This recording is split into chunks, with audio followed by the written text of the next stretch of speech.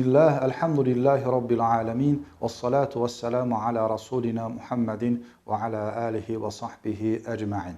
Bugünkü mövzumuz qul haqqı haqqında olacaqdır. Dinimiz İslam qul haqqına çox böyük dəyər, önəm vermişdir. O qədər önəmlidir ki, bizim dinimizdə qul haqqı. Allah-u Teala belə deyim də, yeri gələndə öz haqqını bağışlayar, amma qul haqqını bağışlamaz. Çünki qul haqqını bağışlama haqqını Allah-u Teala o qula veribdir. Kimin haqqına girmisənsə, onunla halallaşmalısan. Biri var Allah haqqı, biri var qul haqqı. Allah haqqı nədir? Misal üçün, namaz qılmaq Allahın haqqıdır, oruç tutmaq Allahın haqqıdır. Allah istərsə bu haqqını bağışlayar, istərsə bağışlayar. Amma sən kiminsə haqqına girmisənsə, hansısa bir qulun haqqına girmisənsə, namaz qılmaqla o haqq bağışlanmır, halallaşmış olmursan. Belə bir anlayış da var, yanlış bir anlayış da var. Hansısa bir şəxs kiminsə haqqına girir, daha sonra gedib namaz qılaraq, daha çox namaz qılaraq, oruç tutaraq bağışlanmağını istəyir. Allahdan bağışlanmağını istəyir. Xeyr, bu yanlış anlayışdır. Namazımızı yenə qılacağıq, orucumuzu yenə tutacağıq. Bu Allahın haqlarıdır. Amma qul haqqına giribsə bir şəxs, gedib o haqqına girdiyi şəxslə hökmən halallaşmalıdır. O haqqı, o halallaşma hüququnu, səlahiyyətini Allah-u Teala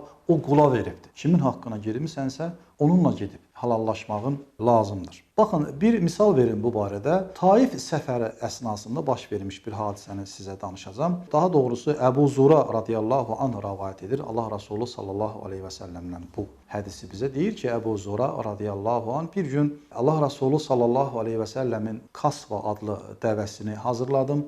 Yüyənindən tutub Allah Resulü sallallahu aleyhi və səlləm dəvəyə mindikdən sonra o yüyənini Peyğəmbərimiz sallallahu aleyhi və səlləm əlinə bu şəkildə təqdim etdim, verdim. Daha sonra mən də onun tərkinə mindim və yola davam etdik. Peyğəmbərimiz sallallahu aleyhi və səlləm dəvənin hərəkət etməsi üçün bəzən dəvəyə arxadan qamçı ilə vururdu və bu qamçı mənə də dəyirdi. Bir müddət sonra Allah Resulü sallallahu aleyhi və səlləm bunun fərqinə vardı. Ey Əbu Zura, yoxsa dəvəyə vurduğum qamçı sənə də mi dəyir? Mən də bəli, anam atam sənə fəda olsun. Ey Allahın Resulü, mənə də dəyir dedim. Heç bir şey demədi. Öz gediləcək yerimizə çatdıqdan sonra Allah Resulü sallallahu aleyhi və səlləm dəvəsindən düşdü. Mən də təbii ki, kənara çəkildim. Baxdım ki, qənimət mallarını nəzarət edən bir şəxslə Peyğəmbərimiz sallallahu aleyhi və səlləm nəysə onunla danışır. Daha sonra, ey Əbu Zura hardadır deyə bir səs eşitdim. Baxdım ki, məni çağırır. Buyur ey Allahın Resulü dedim. Ey Əbu Zura, biraz əvvəl sənə vurduğum qamçıların əvəzi olaraq bu davarları götür və halallıq ver mənə. Sənə vurduğum qamçıların əvəzi olaraq bu davarlar sənin haqqındır. Deyir, saydım, 120 davar vardı. Ondan daha çox mənim